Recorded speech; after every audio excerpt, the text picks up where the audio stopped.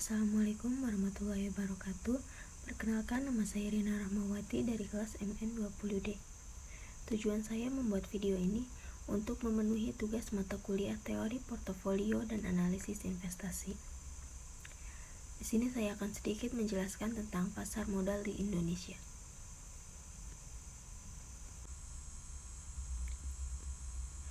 Perekonomian masyarakat sudah sangat maju dan berkembang dengan pesat. Dalam perputaran roda perekonomian, sumber-sumber pembiayaan merupakan tulang punggung pengembangan usaha atau bisnis. Untuk itu, dibutuhkan solusi sumber dana yang memiliki resiko rendah serta banyak pilihan-pilihan instrumen. Pasar modal muncul sebagai suatu alternatif solusi pembiayaan jangka panjang, sehingga oleh perusahaan pengguna dana dapat leluasa memanfaatkan dana tersebut dalam rangka kepentingan investasi. Yang pertama yang akan saya bahas yaitu pengertian pasar modal dan sejarahnya di Indonesia. Dalam bab 1 UU PM nomor 8 1995 tentang ketentuan umum mendefinisikan bursa efek adalah pihak yang menyelenggarakan dan menyediakan sistem atau sarana untuk mempertemukan penawaran jual dan beli serta pihak-pihak lain dengan tujuan memperdagangkan efek di antara mereka. Menurut C. Bogen, bursa efek adalah suatu sistem yang terorganisasi dengan mekanisme resmi untuk mempertemukan penjual dan pembeli efek secara langsung dan melalui wakil-wakilnya. Adapun fungsi bursa atau pasar modal yaitu yang pertama, menciptakan pasar secara terus-menerus bagi efek yang telah ditawarkan kepada masyarakat. Yang kedua, menciptakan harga yang wajar bagi efek yang bersangkutan melalui mekanisme penawaran dan permintaan. Yang ketiga, untuk membantu dalam pembelanjaan dunia usaha. Berbeda dengan tujuan pasar modal di berbagai negara, pasar modal di Indonesia mempunyai jangkauan dan misi yang lebih luas. Antara lain yang pertama, mempercepat proses perluasan partisipasi masyarakat dalam kepemilikan saham perusahaan. Yang kedua, pemerataan pendapatan masyarakat melalui kepemilikan saham. Dan yang ketiga, menggairahkan partisipasi masyarakat dalam pengarahan dan penghimpunan dana untuk digunakan secara produktif. Selanjutnya yaitu sejarah pasar modal di Indonesia. Pasar modal di Indonesia sudah dimulai sejak zaman pemerintahan kolonial Belanda. Perdagangan efek dimulai pada tanggal 14 Desember 1912 bersamaan dengan berdirinya Vereniging voor de Eventenhandel.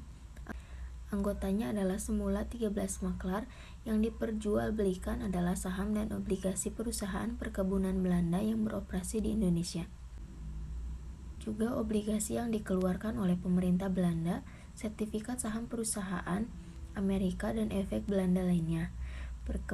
Perkembangan selanjutnya adalah dibukanya bursa efek Surabaya dan Semarang pada tahun 1925. Pembahasan selanjutnya yaitu organisasi pasar modal. Organisasi atau lembaga yang terlibat dalam pasar modal Indonesia adalah yang pertama, pemerintah dalam hal ini adalah Bapepam, yang kedua perusahaan emiten, yang ketiga lembaga penunjang emisi seperti pinjaman emisi, perusahaan penilai, akuntan publik, konsultan hukum. Yang keempat, perantara perdagangan efek antara lain maklar, komisioner, dan perdagangan efek. Yang kelima yaitu para pemodal, baik perorangan maupun lembaga. Organisasi tersebut disiapkan agar tujuan pembentukan pasar modal sebagai alat untuk mempercepat perluasan partisipasi masyarakat dalam pembiayaan pembangunan dan pemerataan pendapatan akan terlaksana. Sesuai keputusan Presiden nomor 60 tahun 1988, tujuan utama dibentuknya Badan Pembinaan Pasar Modal adalah untuk memberikan pengarahan dan pertimbangan kebijaksanaan kepada Menteri Keuangan di bidang pasar modal. Dan yang kedua yaitu memberikan pertimbangan kebijakan kepada Menteri Keuangan dalam melaksanakan wewenangnya terhadap PT Dana Reksa. Pembahasan selanjutnya yaitu instrumen pasar modal. Yang pertama yaitu saham, yaitu surat berharga yang menunjukkan kepemilikan investor atau perorangan maupun badan hukum di dalam suatu perusahaan. Yang kedua yaitu obligasi, yaitu surat berharga yang menunjukkan bahwa penerbit obligasi tersebut memperoleh pinjaman dana dari pembeli dan memiliki kewajiban untuk membayar kupon bunga secara berkala serta melunasi pokok utang pada waktu yang ditentukan. Dan yang ketiga yaitu reksadana, merupakan wadah yang dipergunakan untuk menghimpun dana dari masyarakat pemodal untuk selanjutnya diinvestasikan dalam portofolio efek oleh manajemen investasi. Yang keempat yaitu hak memesan efek terlebih dahulu, diterbitkan pada saat penawaran umum terbatas. Dan yang terakhir yaitu waran, yaitu efek yang memberikan hak kepada pemiliknya untuk membeli saham baru dengan harga tertentu dan dalam jangka waktu tertentu. Diterbitkan mengikuti penerbitan atau penjualan efek lain, misalnya right issue, IPO, dan obligasi. Pembahasan yang terakhir yaitu manfaat pasar modal. Kamarudin Ahmad menyatakan pasar modal memiliki manfaat bagi dunia usaha, pemodal, lembaga penunjang pasar modal, dan bagi perusahaan. Yang pertama yaitu bagi dunia usaha. Melalui pasar modal, perusahaan dapat memperoleh dana pinjaman maupun dana equity. Melalui pasar modal, perusahaan dapat meningkatkan dana pinjaman dengan menjual obligasi atau sekuritas kredit. Jika dipertimbangkan keuntungan go public yang bila dibandingkan dengan sumber lain adalah: pertama, jumlah dana yang dapat dihimpun bisa berjumlah besar. Yang kedua, dana tersebut dapat diterima sekaligus pada saat pasar perdanaan selesai. Ketiga yaitu tidak ada kovenan sehingga manajemen dapat lebih bebas dalam mengelola dana perusahaan. Selanjutnya yaitu manfaat pasar modal bagi pemodal. Manfaat yang dapat diperoleh bagi masyarakat pemodal dalam investasi di pasar modal antara lain: yang pertama, nilai investasi berkembang mengikuti pertumbuhan ekonomi. Yang kedua, sebagai pemegang saham investor memperoleh dividen, sebagai obligasi investor memperoleh bunga tengah mengambang.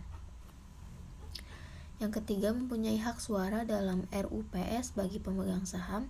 Yang keempat, dapat dengan mudah mengganti instrumen investasi. Yang kelima, dapat sekaligus melakukan investasi dalam beberapa instrumen untuk mengurangi risiko. Manfaat selanjutnya itu bagi lembaga penunjang pasar modal.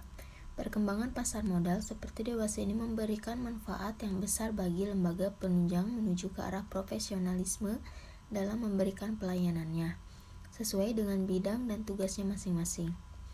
Keberhasilan perusahaan-perusahaan yang telah go public maupun transaksi yang terjadi di bursa menunjukkan pula keberhasilan dari peran serta aktif lembaga penunjang pasar modal tersebut.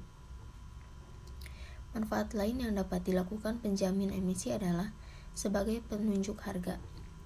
Dengan dibukanya bursa paralel, lembaga penunjang seperti akuntan publik, notaris, konsultan hukum memanfaatkan pasar modal melalui peranannya membantu calon-calon emiten yang akan go public seperti mengaudit laporan keuangan, mengubah anggaran dasar, dan memberikan saran-saran mengenai hal-hal yang berkaitan di bidang hukum. Manfaat yang terakhir yaitu bagi perusahaan. Sumber-sumber pembiayaan yang cukup besar tentunya tidak saja harus dari tabungan pemerintah, tetapi juga dari tabungan masyarakat. Karenanya, peran sektor swasta sangat diperlukan dalam membiayai dana pembangunan.